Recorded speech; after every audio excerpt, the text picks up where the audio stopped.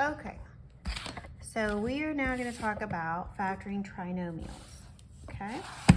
So if you go back to your notes from Mrs. Davis, I made a little notebook.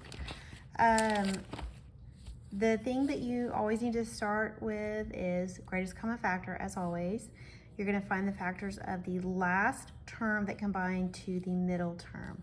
And so you know you're factoring a trinomial when it's in the form of ax squared plus bx plus c. So remember that, ax squared plus bx plus c. Okay, so let's do, if you look at your sheet, let's do this one, number 37. Okay, so number 37 is x squared plus 9x plus 18, okay? Now, is there anything I can factor out? No, okay? There's nothing I can factor out. There's not even a coefficient in front of here. So I don't have to worry about greatest common factor. Now, here's the question I need to ask myself. So I'm looking at this last term. I am asking myself, what two numbers multiply together to get 18, okay? And that's positive 18. I'm also saying the two numbers, I'm going to say and, add together to get 9.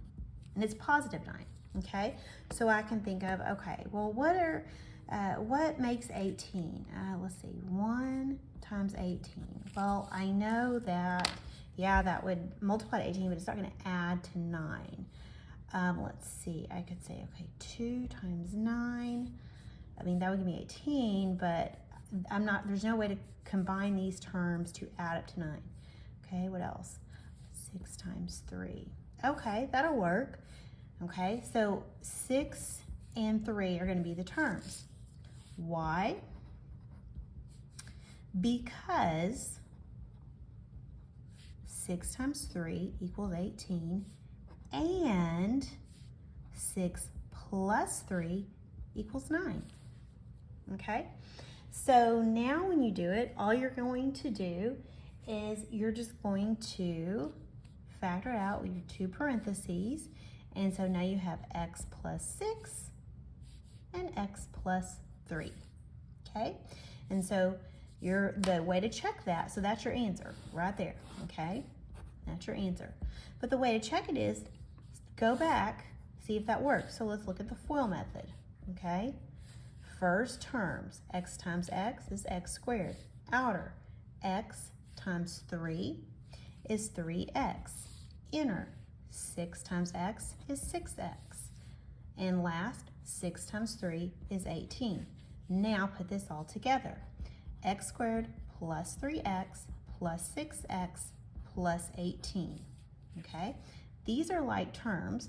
X squared plus 3x plus 6x is 9x plus 18. Does that match with what I started with? Yes, it does. So I did that correctly. Okay?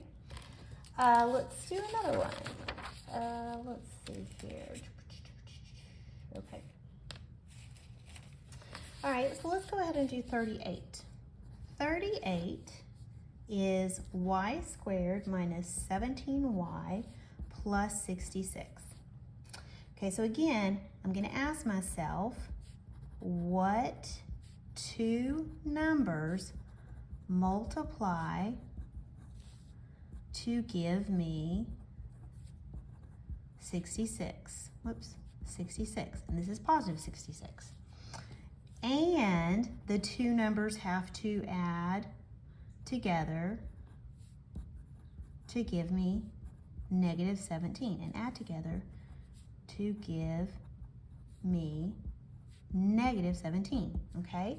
So let's see, I know that 22 times 3 is 66, but 22 and 3, that wouldn't give me 17, because I know like 22 minus 3 is 19, 22 plus 3 is 25, so that's not going to work.